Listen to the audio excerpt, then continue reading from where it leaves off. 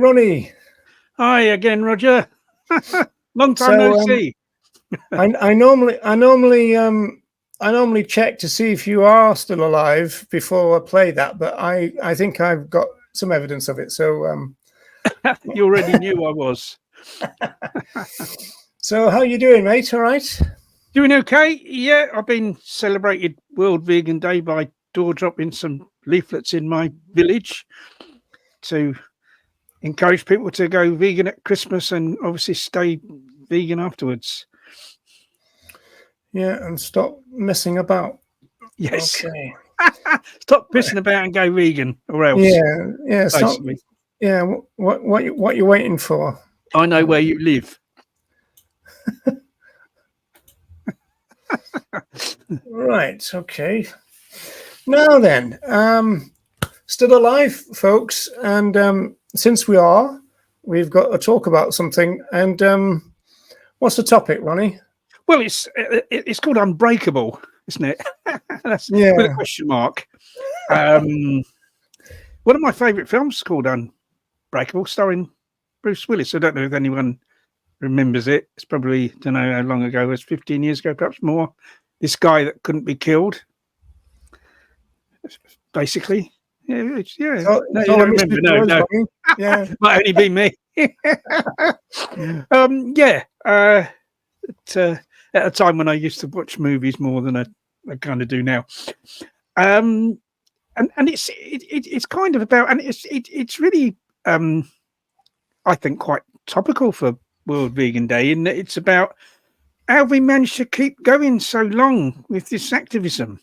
You know, both of us, and all these years we've been vegan, and we've been, I've been 51 years, you're 40, how many? 44 years. And we've not just been vegans, we've been activists in various ways for animal liberation all that time.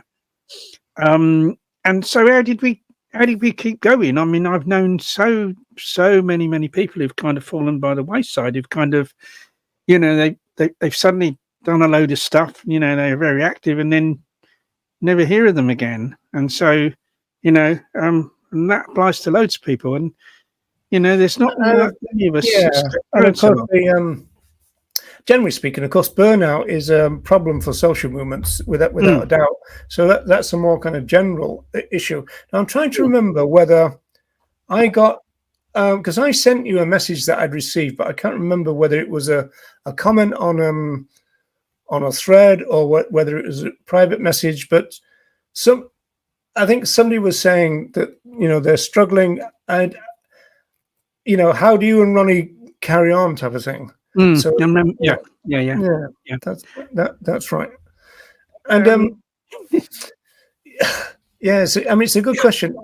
I tell you what I used to say. I used to say what Francione said, which is almost like, well, I don't really have the right to stop. It's not as though, as it were, the other side have stopped. So there is that. I'm not quite sure that's a particularly good thing to say anymore, but I do feel as though, well, if they don't stop, I'm not going to stop. I mean, I think that's part of the answer for me, I think. Yeah. I mean, it certainly is. It certainly is for me. I mean, basically, my activism's gone through, various stages, and I think each stage has kind of gone through the mill, Ronnie. Gone through the mill. Yes. Gone through the scrubs in London, certainly. I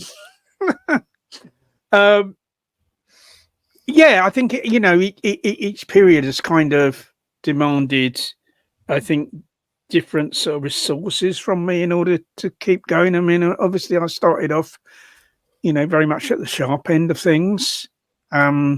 Became vegan in 72, and within a few weeks I was involved with hunt sabs, and of course that's not exactly stress free, is it, up against these very nasty people that don't like you trying to stop them trying to kill a small animal. Have you ever come close, Ronnie? Close to what being? Well, kind of burning out, or taking a break, taking it easy. I've had periods of time where I've kind of had to slow down. I mean, meaning in a sense, one of those times is now. I mean, obviously, my energy levels aren't as high as they used to be. The time I have available isn't as much as I used to have either, for various reasons. So I've had to kind of tailor my activism kind of according to that. So kind of recently. But the idea of like stopping altogether and no, that's never occurred to me. It's all I mean I think in the early days I think back now to some of the things I did in the early days. I kind of shudder. I thought, how did I do that, but I think what kind of kept me going then was like, I mean, first of all, anger at what was being done to the other animals, but I think also that I felt that whatever happened to me could never be as bad as what was happening to them. Yeah. So that I kind of didn't have any justification in kind of feeling sorry for myself or thinking too much about my own woes, because what was happening to the other animals was so much worse by like a billion. Did I ever tell you my zoot suit story? No. Sounds interesting. Yeah. So I was inside in prison during my 4 years, and I said when I was interviewed by Seb Alex recently that if I'd have been convicted at the same time as you lot, it would have been a lot easier to do it all together, probably. Although you were separated off, I think. Yeah. So you were bound to be kind of on your own, but I would have probably gone through with Brendan and that I would have thought. I don't know. But anyway, I didn't, and so I don't know. I got an inkling of that my food was being tampered with or something. So I stopped eating, and it wasn't like a hunger strike. It's just that I was kind of like, well, I don't know whether this is completely plant-based anymore, right? And so one day I fainted, and so I woke up in the prison hospital, and I said, well, I've stopped eating because, and of course that was a ridiculous thing to say from their point of view, right, kind of thing. And so they grabbed me, threw me into this cell, still in the kind of hospital unit, ripped all my clothes off and gave me this kind of plastic kind of zoot suit, which was kind of like a gladiator's kind of tunic thing, which was tied with these binder things and all that. And so I didn't have any clothes on except for that. And there was no bed. There's just like a little thin mattress on the floor, I think. And so I was thinking, blimey, right? But that was what got me through it. I said, well, look, no matter what they do, I'm not in a laboratory. I'm not a farmed other animal. And so that was the feeling that I had that gave me the strength to kind of go through that. Yeah, that's certainly what I felt in jail as well. That all right, I'm in jail, but it's I'm still getting like 3 meals a day. I've got a bed to sleep in. I've got books to read. There's no comparison between that and what so many billions of other animals go through. So I had no right to kind of bemoan my situation, really. Then that's so that's kind of very, very similar. Thank you. I'm assuming that's Declan. Thank you. Yes. Happy Vegan Day, Declan, and to all the animals at your sanctuary. But yeah, that's kind of how that's kind of very much how because you get in prison, you get constant moaning from other prisoners. They moan about the food constantly, even though for most of them, the prison food is almost certainly far more nutritious than the food they'd eat outside. Constantly moaning about the food all the time. I never did. Ronnie, another thing that I said in the Seb Alex interview, I said that a lot of people went onto the veggie diet, didn't they? Because they knew it was better than I think he was quite surprised when I said that. Yeah, because of course the food's cooked en masse in prison, and because not so many people are on the vegetarian diet, that's cooked in smaller quantities. So the quality tends to be better, and even more so with the vegan, the vegan diet, the vegan friendly diet, probably preferred to say these days. That was, so few of those meals were cooked. There was better attention was paid to it, and so a lot of guys went onto the vegan diet because of that, and also because at the time we got a goodie bag. We got this bag every week which contained yeast extract and peanut butter and peanuts and raisins and different things, didn't it? And tea bags to sort of make up for what they thought we might not be getting in the actual food from the prison. I remember we used to go. We ended up with a little box, didn't we? We had a box each of this stuff, and I do remember all the other cons are kind of going, what's all that? Preferential treatment. Yeah, they become they claim to be, because at the time you had to have a membership card of the Vegan Society. I think that's changed now, and you can just say you're vegan. But in those days, they didn't believe it if you said you were vegan, and you had to get a membership card from the Vegan Society to prove it. So what happened? You got all these cons join the Vegan Society, because it was a few quid to join, but the benefits far outweighed the cost, because what they would do is this goodie bag, like you say, you had a box. I remember where I was, it was like a white carrier bag full of all this stuff, and they would sell it for tobacco. They'd sell the peanut butter to other cons for tobacco, because of course tobacco is the currency in jail.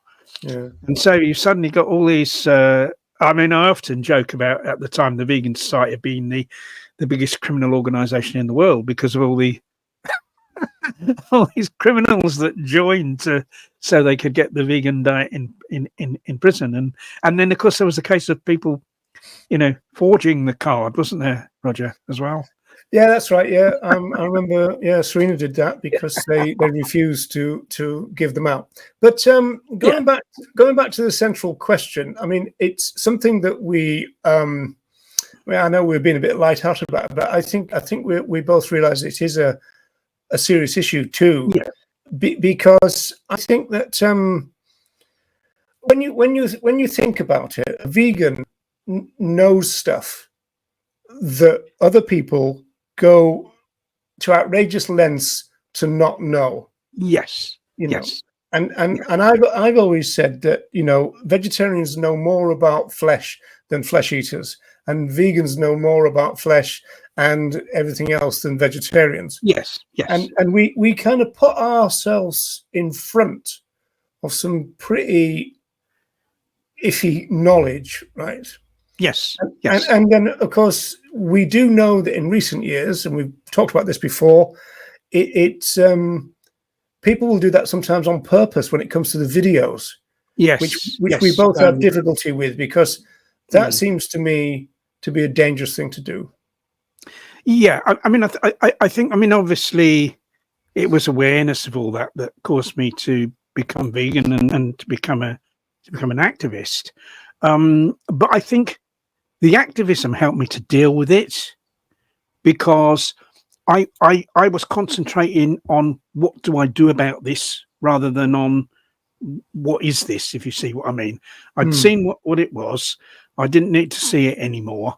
I just wanted to do something about it. So I was focused on I was very much kind of focused on the solution rather than, rather than what was happening all the time. Yeah, well, I mean, that plays in even to what we've just said, because, for example, if you're editing a video, you're still looking at all the terrible things, but you're kind of doing it for a purpose rather than just consuming it, kind of thing.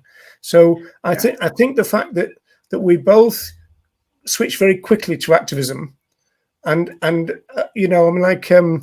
I saw that magazine in 1977, and it was about anti-blood sports, and it talked about the three different groups. So there's the League, the HSA, and there's another one, wasn't there? It was Council Against. Yeah, there was another anti-blood sports group, but I don't know what became of them. I think they kind of disappeared. Yeah, I think it might have had British or something in the title or something. Yeah, there was one. Yeah, but if you think about it, the fact that I went straight for the SABs meant what you just said is that, okay, I've learned about this now, and now I'm going to do something about it. Yeah. Whereas if I'd have gone for the league, I'd have just been a member of the league, sat there.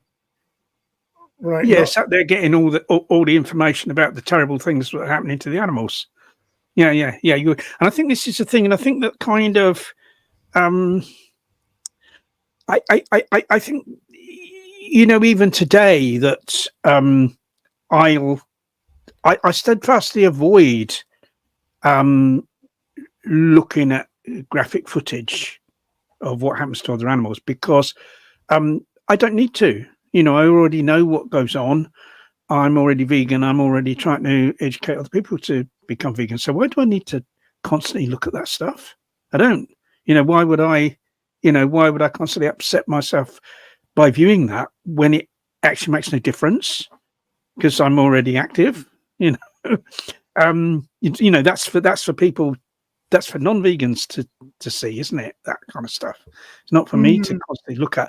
But I do know other vegans who constantly look at that stuff. Who constantly I've known some as well. Yeah, I mean, I've had to. They feel it's like a duty, don't they? One of the reasons I blocked other people from posting on my Facebook because some of them were posting the most horrific, most graphic footage because I suppose they thought, well, Ronnie's got a lot of friends, so if I put something on his Facebook, loads of people will see it, forgetting that nearly all those people are vegan already. So all you'd be doing is like traumatizing those people unnecessarily because they're already vegan. So I stopped. I say, right, nobody can post on there because you're posting that stuff, and I won't. I rigorously avoid watching anything like that because I don't need to. Right, and I think there's an element of masochism, about our movement that people seem to want to subject themselves to those images, and that. Well, first of all, the answer to that is, well, I need to know to be able to talk to people about it, right? But you only need to know. You only need to see it once to be able to talk. And basically,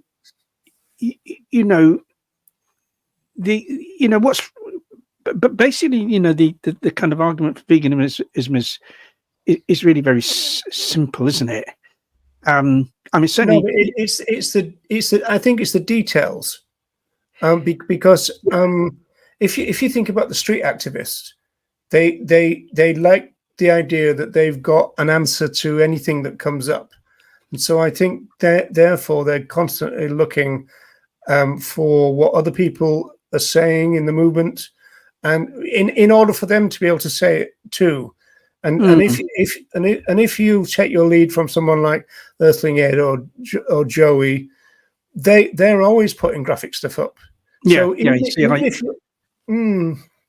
activism is different to that. It's very different to that. Yeah, but if you're a vegan that is looking at that stuff for educational purposes, then you're also going to be exposed to all the graphic stuff which you say you're avoiding, right? I avoid it because I don't need to. I mean, I don't need to use it in my activism. I have literature about veganism that I give to people, and that doesn't tend to be graphic.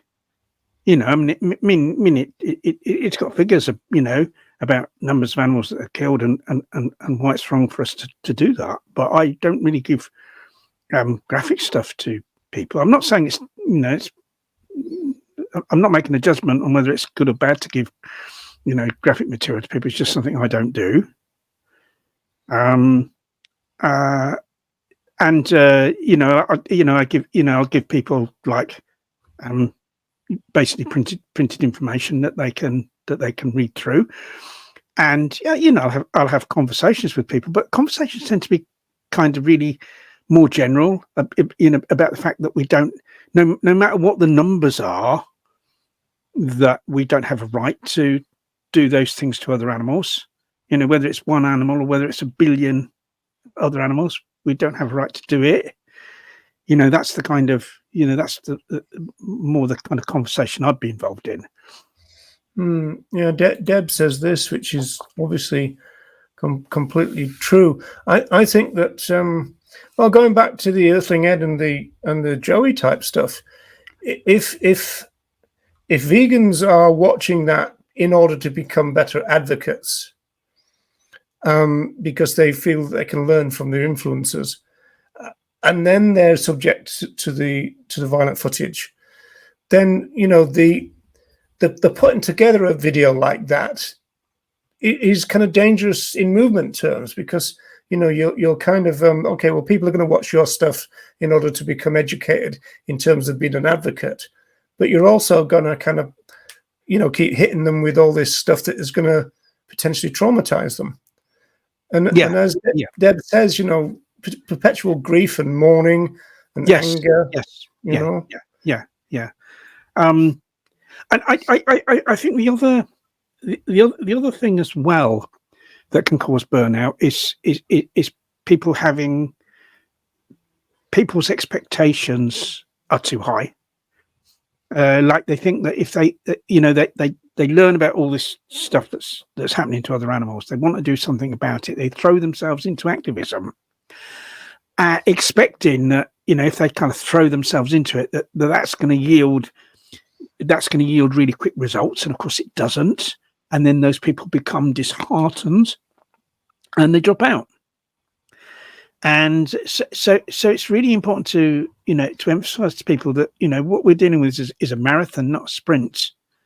We're not going to see rapid change. The change we're going to see is gradual, and we've got to be in it for the long haul. We can't expect like big immediate results. And I think but Ronnie, don't you think that message in itself can cause people to go, oh, I won't bother then? Well, because hopefully not, because the thing is that it's a long-term result is better than no result at all. Like if you look back, say look back at the slave trade, the Britain's involvement in the slave trade, the campaign to end that took 80 years. To end that took 80 years. And with speciesism and the oppression of other animals being even more deep seated within the culture within human culture, it can be expected that the struggle for animal liberation is going to take longer than that. And yet the slave trade was brought to an end at the end of Britain's involvement in it. But to your point though, Ronnie, I imagine that the people who joined the anti-slavery movement, when they first joined it, they were all kind of, let's get rid of this. Some of them may have dropped out, thinking that slavery would end tomorrow if they made enough of a fuss. And we have to, kind of, this is kind of human nature, isn't it? Really, it kind of is, and I think there's other aspects of like human traits within human behavior that I think are kind of are problematic for what we're trying to achieve. I think that's one of the traits is people want a quick fix. People want things straight away, and if it doesn't come straight away, they become disheartened. But it's really important. I think when people that are kind of new to activism, I think it's really important to impress on them that this is this is a long struggle. That you're not going to not really see results very, very quickly. Do you say that, Ronnie, to people? That Yes, I've said it to people. It's a hard sell, surely. Well, thanks for joining, but it's going to be a good while. But you see, the thing is that you see, with vegan outreach, you've kind of got. You kind of have got your short-term gains. You see, I think this is another big big plus for vegan outreach. What in terms of why it's so important, you've kind of got the long-term aim of changing the culture of human society. So that society is no longer, we have an animal liberationist society instead of a speciesist one. That's the long-term aim. But short-term, if you educate one person to become vegan, that ends demand. Here in the UK, that ends demand for over 100 animals every year to be slaughtered. So you've got this short term. We've got, if you want to save, if you or spare, shall I say, it's probably a more accurate word. If you want to spare the maximum number of animals, the way to do it is vegan outreach. Far more animals are spared by vegan outreach, but than any other activity in relation to campaigning for other animals. So you have got that short term, you have got that short term win, so to speak. It's just that's not always, that's not always, or it's mostly something that you don't know about. You don't know who you've turned vegan. Occasionally you do. You know, people come up to me and say, "Oh, you turned me vegan at the stall you did like a couple of years ago." I do get that. I think we've got the check is in the post here, Jeremy. But the dollars. Yeah. Yeah.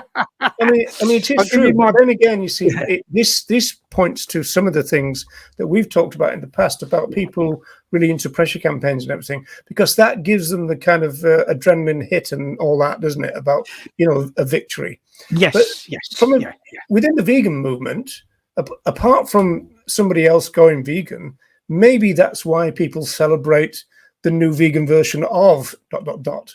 because that in itself can be constructed as a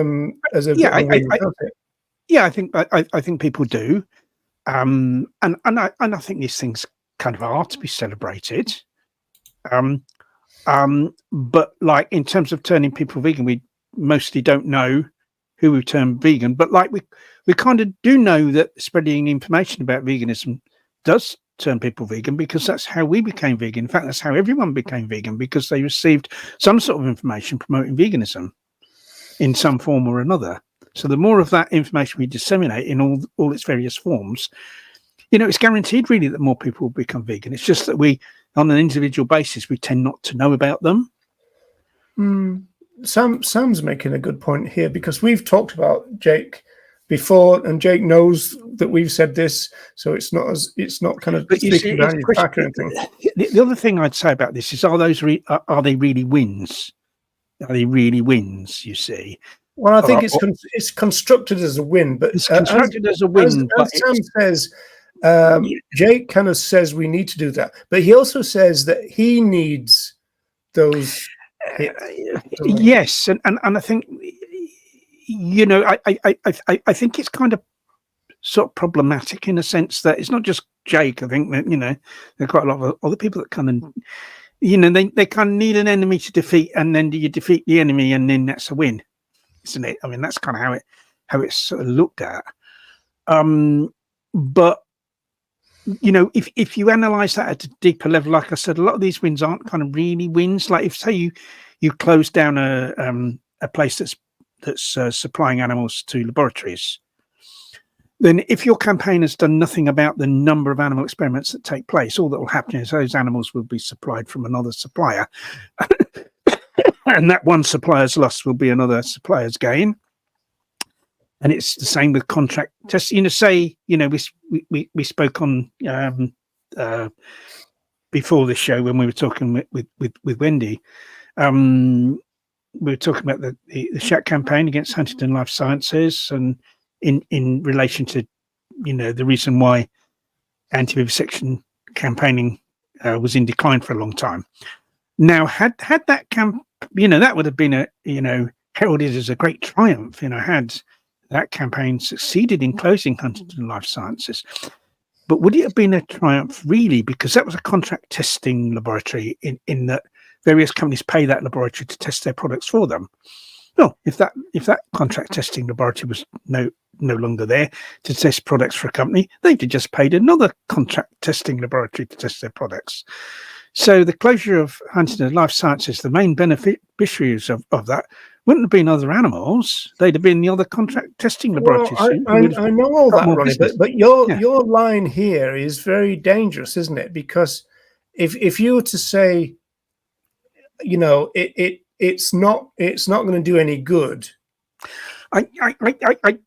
My position on those things is rather more nuanced than that, because you see, I'd say that the main aim, if you want to save animals from experimentation, you need to reduce the number of experiments, and I think that campaigns against like individual targets can have the effect of reducing experimentation in general because of the pressure they exert on the industry. So I would never say, I've never said that, that the Shack campaign was a total failure, because I think there's a likelihood that it may have had the effect of reducing the number of animal experiments in general, even though its main aim of no, but I didn't use the phrase total failure. But if you're saying, well, really, the best thing for you to do is do vegan education instead of this, and they're one of those people who need the. I tend to, I what I would do with someone like that is to try to persuade them to include vegan education within their campaign. And we can't see that most of them probably do nowadays. Ronnie. Yeah. Well, then that's good. I mean, we see that at Camp Beagle. You go to Camp Beagle, you go in there, they got a tent there with information. There's information there in there about veganism. I know people who've gone vegan because they've gone to Camp Beagle. They were people that were kind of basically beagle lovers. They went to Camp Beagle because of the animals being, the beagles that were being bred at MBR Acres, for experiments. And they rubbed shoulders with vegans that they got to taking the vegan information, and they've become vegan. And some of them have become vegan activists. You see, so it's not, there are positive aspects to those things. I never say that those things were like entirely a waste of time. But I think, just closing down these particular establishments doesn't necessarily, it's not the victory that it might appear to be. That's all I'm saying. Okay, so we've talked about kind of burnout and what might cause it. So what about strategies to prevent it? And do you think we're very good in this movement of helping people not to experience it? I've got a feeling that we might not be. Probably not. And I think one of the reasons is because not a lot is said about it, and I think this is why it's good that we're talking about this tonight, because I think it's important. And I think that I've said one thing is that don't punish yourself by like constantly exposing yourself to distressing images of other animals being oppressed and exploited. That's one thing. I kind of think that and another thing that kind of I think drives people away is I think there's a lot of toxicity on social media. People getting involved in arguments, and people being unpleasant to one. And instead of having like a kind of friendly discussion regarding a difference of opinion, people become nasty to one another, and of course that's gonna drive people away. Those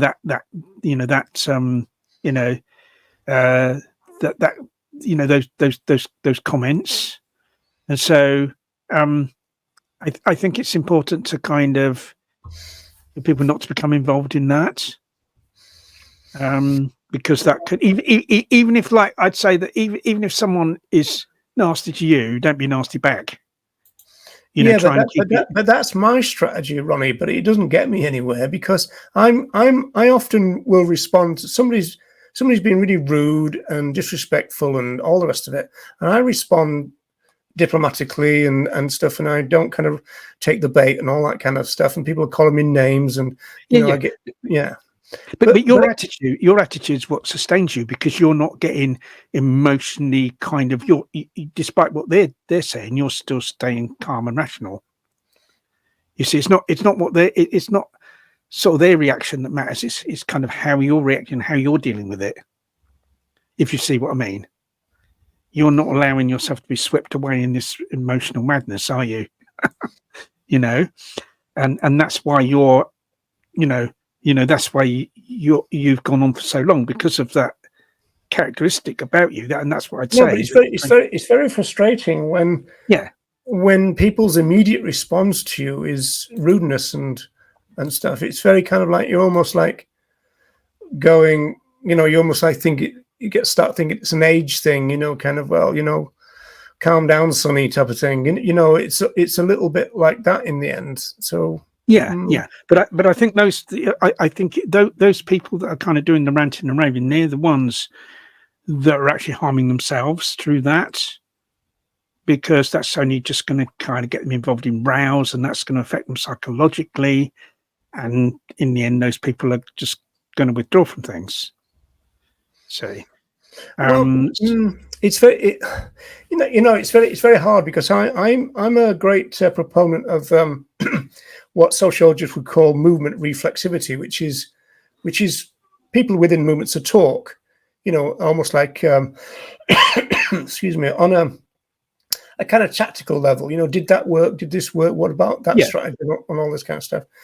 But having those conversations, especially on social media, are really difficult, because people do tend to fly off the handle, and also people will almost like read the worst into what you're saying sometimes, when you're trying to do it as gently as possible. Yes, that's right. Or people don't even really read what you've said, but they kind of create like a straw man situation or a straw person situation, don't they? Where they're attacking you for saying something that you didn't actually say, because they've misread what you've said, not bothered to read it properly, or misinterpreted what you said. Must be something with the heartstrings, and they are not very graphic. Yeah, I don't think you necessarily have to show people, graphic images to, to change them at all. Okay, but let's go back to the fact that we're in a movement, and burnout is a problem for all movements. Yeah. Now, interestingly, that some of the research about people who stop being vegan, it's not really to do with burnout. It's more to do with the fact that they never made it to being vegan. So, but yes, to actually say that within the vegan movement can seem divisive too. Oh, you were never vegan in the first place, which is usually the first thing that people say to vegans, right? And so, but I think that's a separate question a little bit, but it's kind of part of the, the kind of nuances of being in a movement with others. And how can we make it easier for people not to burn out? Well, I think by kind of giving people a few tips from our own experience about how not to burn out is, I think, kind of helps, really, which is sort of kind of what. And obviously, different personalities, and that obviously we know all that, and so yes. I suppose all movements are going to experience this. There's nothing you can do completely to eliminate it. I mean, we're kind of, there's two, there's the people that kind of cease being vegan, or cease or start consuming animal products again, because I think very often, it's to do with the diet rather than anything else when that kind of happens with people. And then there's also really what we're more focused on in this conversation, which is people ceasing to be activists, activists burning out. And I think it's really important for people to look after themselves, because if you don't look after yourself, you're not going to be any good as an activist. You're going to become ill, either physically or psychologically, and then you're no longer going to be able to be active, or you'll be less effective as an activist. So I think it's like really important for people to make sure that they kind of eat healthily. I think that people can sometimes become so consumed with activism that they kind of forget about that, the importance of keeping themselves healthy. To eat healthily, make sure they have enough exercise, make sure they get enough sleep. These things are important, because like people see the horror of the situation in front of them. I've got to throw myself into that. I'm not going to think about myself. I'm going to throw myself into it. And I think there's a situation of there's this idea of not feeling sorry for yourself because of what's happening to the other animals, which I've mentioned already. But I think it's, within all that, it's really important not to neglect your own health, and to think this idea of being fit for the fight, you're not going to be any good for the fight unless you keep yourself fit. Unless you try to maintain your own health. And so that's really, I think that's really important. I think some people do neglect that in the kind of frenzy of their kind of desperation to immediately do as much as they can. Weren't you like that, Ronnie? Was I ever like that? Yeah. I was. Yes, sure. I think at one time I kind of was like that, and I think it was, for instance, I used to smoke. If I go back to at the time I was arrested in 1986, when we ended up getting the long prison sentences, I was a smoker. I wasn't a big smoker. Probably smoked about 10 cigarettes a day. I wouldn't say I didn't get any exercise. I didn't get any exercise. I kind of was just totally focused. I was I was doing the press office. I was, dealing with all this stuff from the media. I was helping to put together the supporters group newsletter.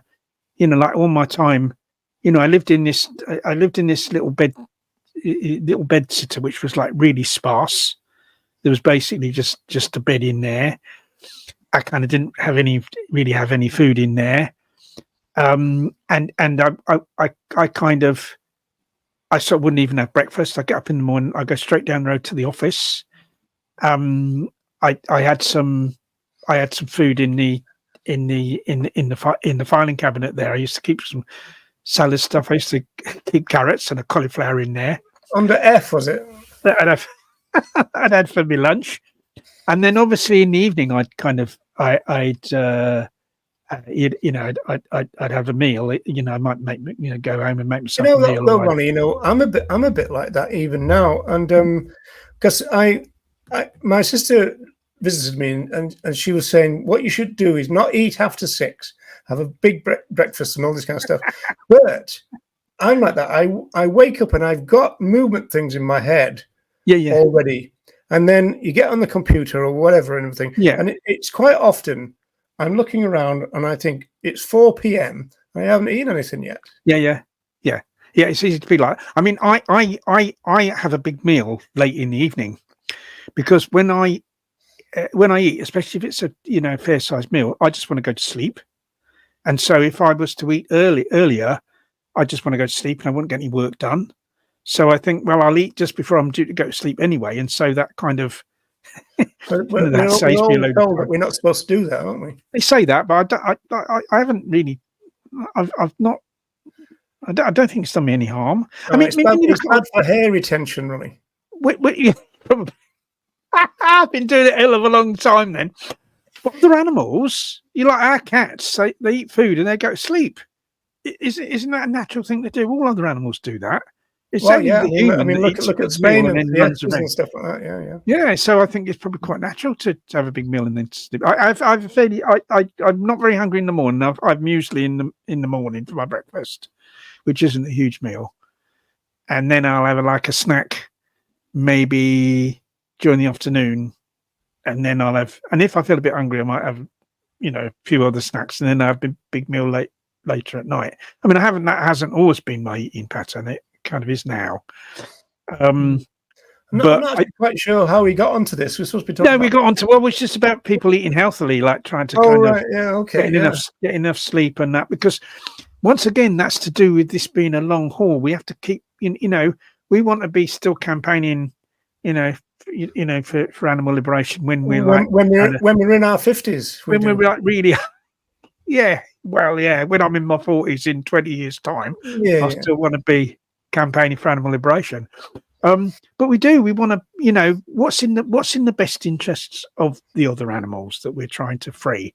What's in their best interests is for us to be able to carry on as campaigners for as long as possible, not to go mad for a couple of years and then burn out and never be seen again. That's not in their best interest. It's for the best interest. Well, look, we're coming to the end of our time. Jeremy is waiting in the wings for the next thing, but maybe we maybe we could bring him on and see what he makes of this topic. Are you willing to do that? Yeah. What about Jeremy? Give me a thumbs up. All right. Yes, he is. There we go then. You want me to clear everything up for you, do you? Let me teach the two of you how to not burn out, because I've been around for a whole 8 or 9 years. Let me show you how it's done. Yeah, you make sense of everything that we just said, Jeremy. You can come up. One component is definitely our fellow animals. Every time I start a call, Dexter jumps on my lap, so that's definitely a good recharge source. But yeah, happy vegan World Vegan Day, everyone. And yeah, I think I definitely resonate with a lot of what's being said. I think I actually have done talks on self-care, even though I've definitely struggled with it myself. And I think it's just analyzing like every aspect of our lives, what's positive, what's negative, and what we can maybe do to influence those. And some things are beyond our control. If you've done talks, how do you do it in a social movement context, self-care? Is it? Do you have to have breaks, or do you? I mean, if we try to answer the question that we've talked about, not that does it happen, we know that. It's kind of how do you, in a movement sense, stop it happening or minimize it or something? I think awareness, just like veganism itself, being aware. Like I know actually what you both were just saying, I resonate with. When I first started, it's like, right, let's do this. Nothing can stop me. Like do whatever it takes, all this stuff. And realizing that actually self-care, it's not just an optional add-on. It's really kind of crucial, and it means something different for all of us. For everyone in the chat, it probably means something different. For me now, I've realized if I get really stuck into something on my computer, it's like if it's too many hours, it's like, let's just go for a walk outside and come back to it versus, it's a very simple thing. And just that little bit of awareness can go a long way. I must admit, I'm guilty of not being that tuned into self-care. I mean, sometimes I realize I haven't been out for a couple of days. And I think this is not good, this is not good. But then again, I always think, well, that means that I don't have to walk around with all those specialists for a while. Yeah. So it depends how you construct it, doesn't it, really, I suppose? Yeah, I mean, my main form of exercise is door dropping, actually. So I'm combining exercise with, spreading the vegan message. I mean, and when I door drop, I walk as fast as possible. So that I'm aware of like it being a form of exercise as well as just delivering the leaflets. So you can combine keeping fit with spreading veganism. It must look a bit suspicious though, and everybody's got a house kind of camera now. Oh yeah, they've got the little. Yeah, that's right. Yeah, and plus I've got a spoon. Tottles up and I've got a wooden spoon. Throws something in your door and then runs away. I'm coming to their door with a wooden spoon as well because of biting dogs. I push the leaflet through with a wooden spoon, so they probably think, "What the fuck's that person coming to my?" They've come to stir up trouble with that spoon. See, it's to stir their conscience, actually. But yeah, so they must think, who's this weirdo with a spoon come to my door, and like they kind of because I was delivering some leaflets to a member of our vegan group for her to door drop, and I rang her doorbell, and I got this voice saying, "Oh, can you just put them through the letterbox?" And she wasn't even in the house. She was at work, and she got this thing through to her mobile phone and was able to see me through the camera and then speak through a mobile phone, and it came out the thing on the door. Do you know what I mean? It's like this is where we're at these days. That you kind of a few more years, you'll have a little robot coming around saying, "Yes, can I help you?" Get a robot to deliver the leaflets. Then we're back to like just not being fit again, aren't we? Yeah, not having to do that. But that's what that's kind of what I do. I mean, during the lockdown, there was a time when we weren't even able to deliver the leaflets, and I just used to go for walks. I used to walk around the local park and stuff like that. Kind of trying to make like not every day, probably perhaps 4 days a week, just to because I was aware that if I'm just stuck in the house, I'm my fitness is going to deteriorate. But I think it is important. It is important to get exercise. It is important to eat well. It's important to get, and I think it's important to try and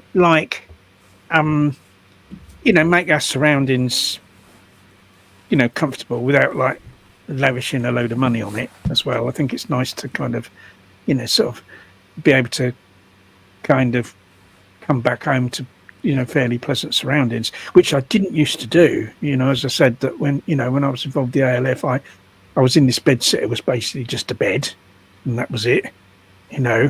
Well, you should have got yourself a bed sit in the Panama or whatever it was that Aspie did.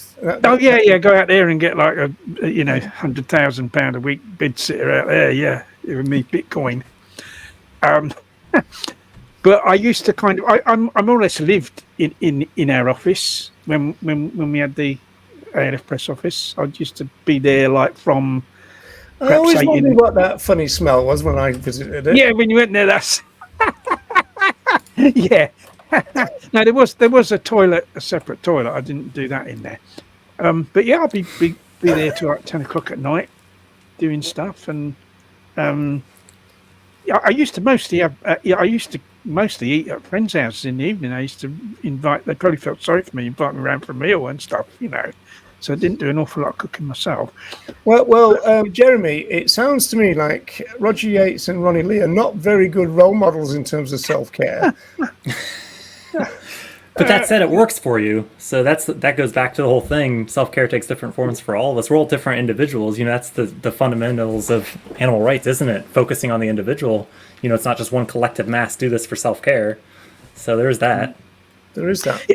I'd say it worked then. It worked then because I was a lot younger. But I wouldn't say that living that way is a model for sustaining activism for many years. Of course it's not, because, like I said, I smoked. I didn't get any exercise. And really, funny enough, a lot of that changed when I got put in jail because, of course, I got a 10-year sentence. And I kind of thought to myself, well, how can I, if I get myself fit, then and so that extends my life, then I can win some of those years back. So I saw that as like part of sort of in a sense resisting that sentence I was given. And what I did when I gave up smoking in jail, which is kind of I think a lot of people take up smoking when they go to jail, but I did the opposite. I gave it up. I started to exercise. I remember, like doing one run round the football field in this, prison I was in when we were allowed out in the field and able to run, and it nearly killed me just once around this field. But like I gradually started exercising, and I used to, ended up almost every day, running several miles. Yeah, exactly the same with me. We had a really big pitch. I couldn't get all the way around it, and then in the end, we were doing it five laps. Yeah. And so that's what I did. So I kind of, I got myself to a level of fitness which really. I haven't really ever lost because I've always, I did used to run, when I came out of jail for quite a few years. I used to, 3 or 4 days a week. I used to go for a run. I don't do that now, but as I said, I do walk briskly, and I've kind of never, that kind of fitness that I built up then has never really gone. And I think that's really important. It's really important for us to kind of, because it will help us to keep going longer, and that's obviously in the interests of the other animals for us to do that. Your next live stream could be a walking one. You're both walking. It could be, delivering the leaflets like to. But I'm not sure you can do that in the States, can you, Jeremy? Or is it more complicated than that? I haven't done it myself. Actually, I haven't really done street. Well, I've done a little bit of street outreach here, but not. I've mostly been focused on sanctuary work and social media. Yes. It would depend. Where I'm living is quite rural, and it's the driveways are quite long. And if you get to the end of it and you don't have a purpose there, you might not be greeted with a smile, if you know what I mean. So don't they have the boxes with the flag And when the male person they put the flag up.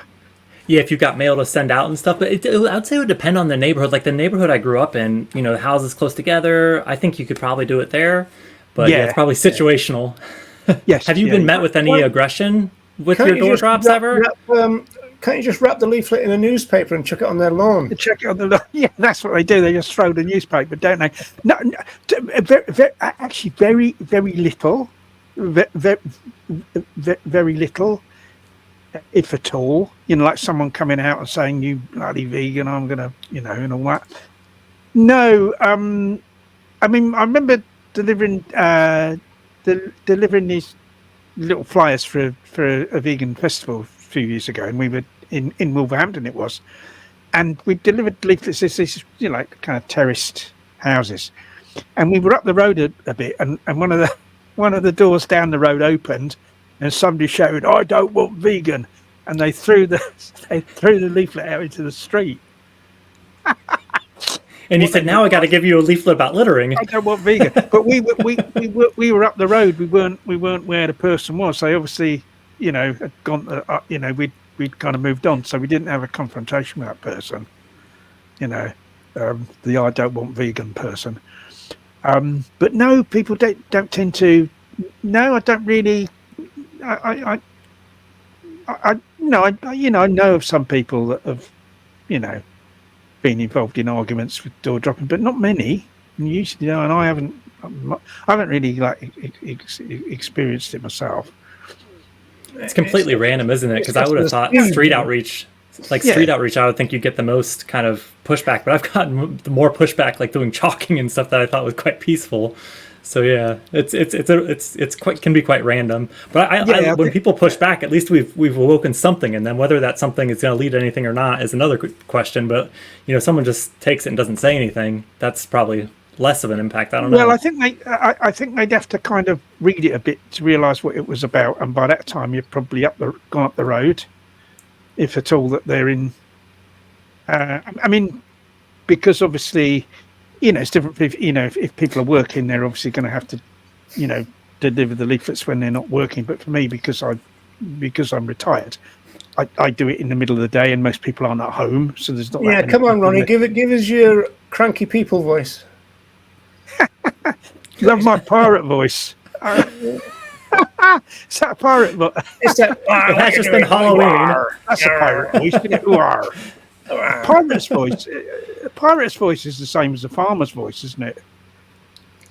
Because they're over here anyway in the UK. It's like ooh-ar. That's a farmer, and a pirate is the same. So, were all pirates once farmers, or did farmers? Right. Well, I think we're sufficiently off topic to close this down now, Ronnie. Yeah.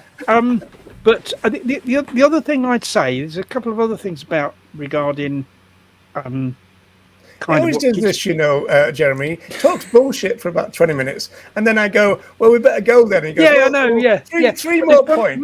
One really important thing now, which kind of sort of, there's this thing about not expecting kind of too much, really.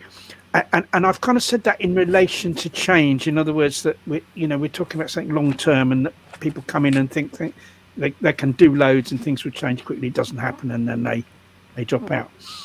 But I think the other thing is about not expecting too much of other people.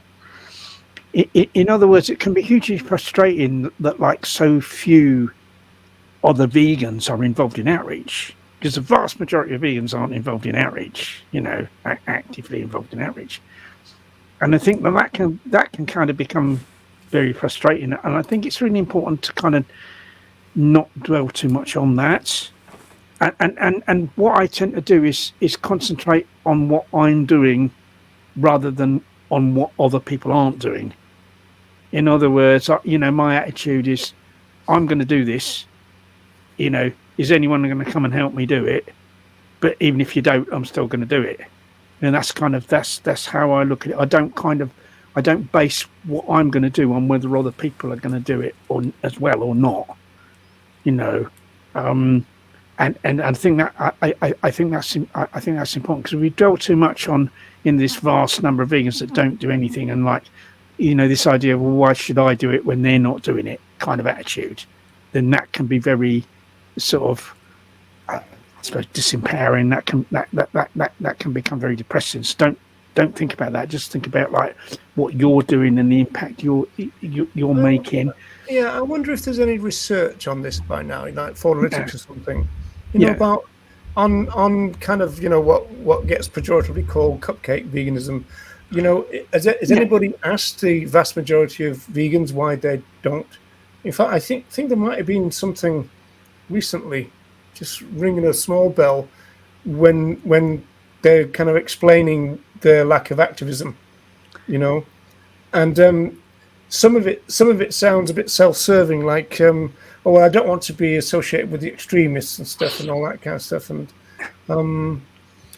but you see, is that the real reason, or is that the excuse? Well, exactly. That's what I'm saying. Yeah. So it sounds as though, oh well, it's easy to say that it's not the real reason, you know. But I kind of think it's to do with people wanting to kind of just be normal and just be ordinary, so to speak. You see what I mean?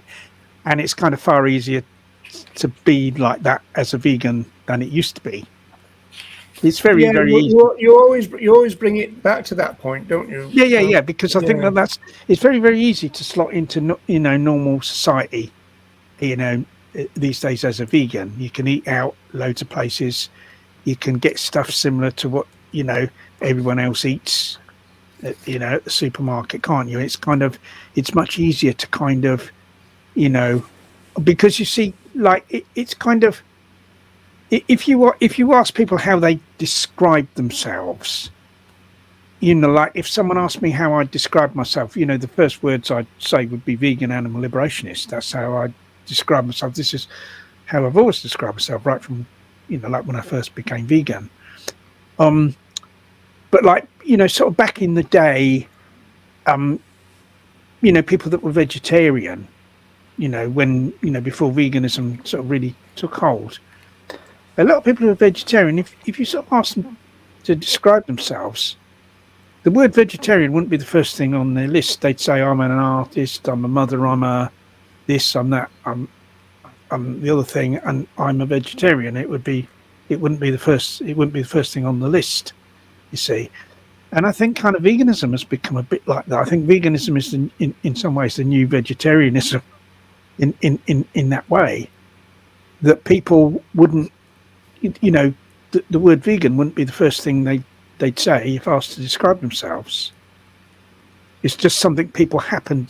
Oh, I do all this in my life. I'm doing this, I'm doing that, I'm doing the other. Oh yeah, and I happen to be a vegan. It's a bit like that. What about and you? Maybe Gary? because how would you answer that question? Same as Ronnie? Well, just to that point, I mean, I think a lot of that might be their motivations for living vegan, and I think that's obviously a whole discussion about the vegan for health. How would you answer it if somebody said, "Who are you? You know, what are you?" Animal advocate is probably the default. You know, obviously the short and long versions of that, but yeah, I find that works quite well for me. I do think the ethics would need to be at the center of it, because I think there's very, very few advocates of veganism who I'm aware of. That I'd say the same as what you're saying and what Ronnie's saying, but that might be some key to it. The fact that if you're not comfortable saying it, then there's a major issue. Whereas for us, I think we just say it because it's true, kind of thing. Well, and that builds off a conversation I was having with Deb in the chat earlier. You know, how do we think we can make the most impact? I Googled it earlier, and the almighty Google said that there's 79 million vegans worldwide.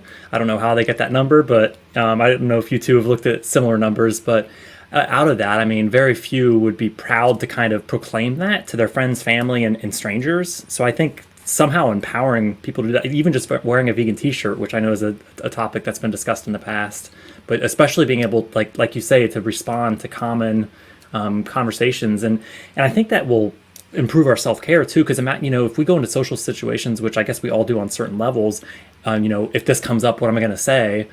It's much harder to kind of go into them versus, okay, if this is said, this is how I'm going to respond to it. And then you're not only taking care of yourself, you're, becoming an animal advocate versus kind of just removing yourself from the situation, actively trying to oppose it. It's another complicated one. I seem to have finished the day on complicated issues. Happy World Vegan Day. Yeah. I think that's but you see, I think the thing as an activist is it is very frustrating, and I've known some vegans that got very wound up about that, really wound up about the fact that so few other vegans are active. Yeah, but Ronnie, come on! I mean, your entire shtick is that we need vegan education all the time and everywhere. Yes. So I would have thought that if anybody's going to get wound up by that, it'd be you. Well, I think you can. It's a question of not allowing it to get to me. You can say it and you can promote it, but not allowing it to get to me, not allowing it to stop me, because people can have this attitude. Well, and I've known people have that attitude. Well, no one else is doing this, so why should I put myself out? I've known people have that attitude. And that, and yeah. I don't even understand that attitude myself. No, but they do, because I think, it can be disheartening when, so few other vegans become involved in things. That can be disheartening in the sense that if you kind of allow it to be, instead of focusing, I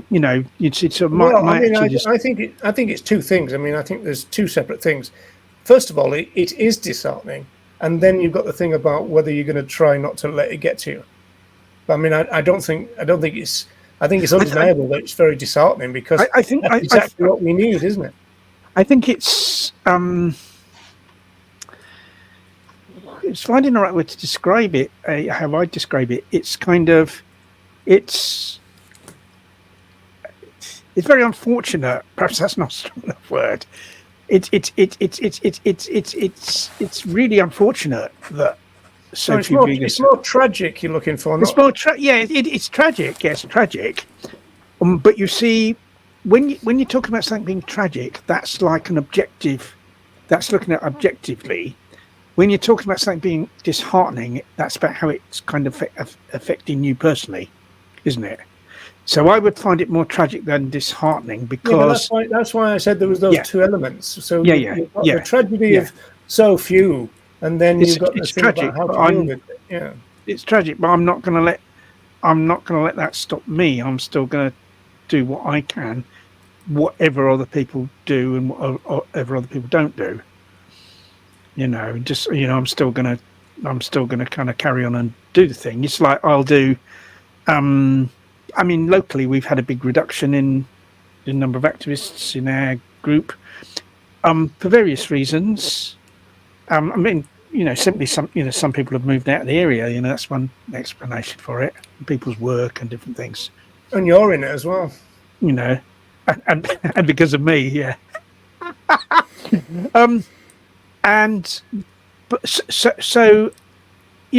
Quite often I'll do like information stalls just on my own, and it would be good if there were other people would come along and do it, and I do advertise that it's happening. But to me, Ronnie, that is tragic, because we're a social. It is tragic, yeah, that is tragic, but nevertheless I'll do it. I'll think, well, look, I'm going to do this, and I'm going to do it in a way that even if no one else comes along, I can still do it on my own.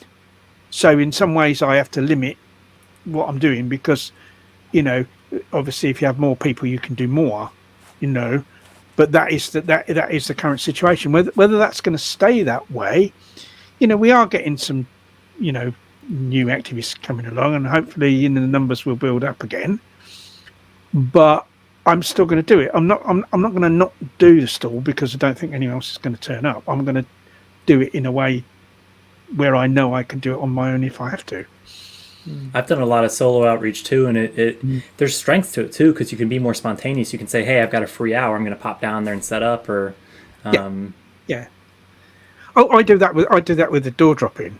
You know, I do that. I mean, I did that today. You know, I had a sort of hour to spare this afternoon. So I thought, right, I'm going to go out and, you know, deliver some leaflets. Out there with your fully loaded wooden spoon. With me spoon, yeah, with me spoon. Well, I got like a load of spoons from a cheap shop.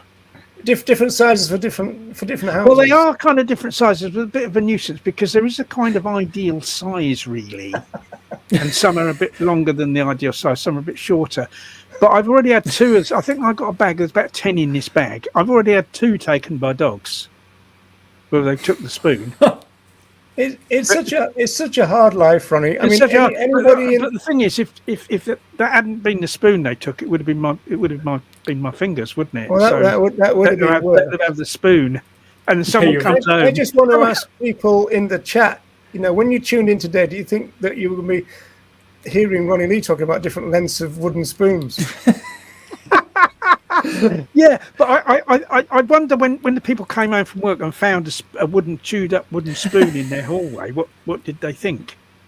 You know, well, they went straight to the cutlery drawer and went. Right, folks. I need to talk to Jeremy, so we're gonna have to wind this up. Have you got a last sentence, Ronnie? I know that's difficult for you and all that, but go on. I'd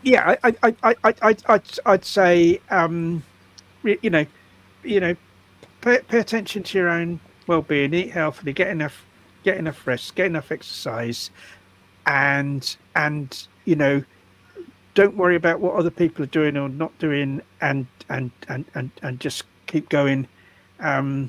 Do what you can, and if you have to keep it simple as long as you're doing something to spread the vegan message. Well, that sentence was longer than your wooden spoon, so well done.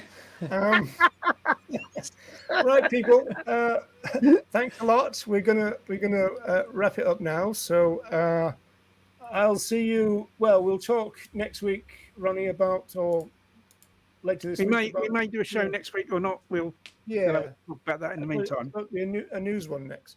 So thanks a lot, everyone. You take care, everyone, and bye for now. Bye.